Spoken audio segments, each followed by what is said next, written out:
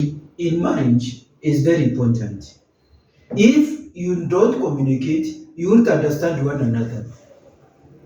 It's going to be a confusion, it's going to create tension in marriage, and it will make people get into what I call the silent treatment, where you are just annoyed without talking. Now, today, I'm going to talk on communication in marriage, part one. Now, one, if you don't know how to listen, then you don't know how to communicate. Second, if you always want to give your opinion, then you don't know how to communicate. It is important for communication to be effective. It is very important to reveal to your spouses as much information as possible.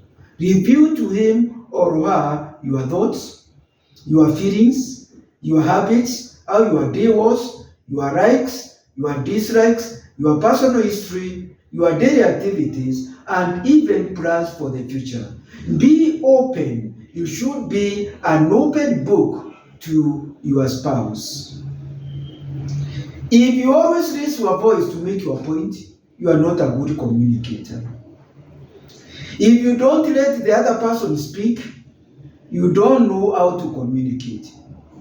If you must always have the last word, there are people who say that I should have the last word. My word is final. Then you are not a communicator, you are just a dictionary.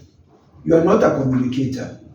If you are talking to your friend, to your spouse, and you want to make them seem as if you are talking to a small child, then you are not a communicator. So it's very important to observe these few things, few guidelines, few rules which you have to observe when it comes to communication. If you speak to your spouse, to another adult, in the same way you speak to a small child, you don't know how to communicate. Otherwise, thank you very much. It's Mutia Rukwaru, your relationship coach from the Moment with Rukwaru YouTube channel. Thank you. Have a great day.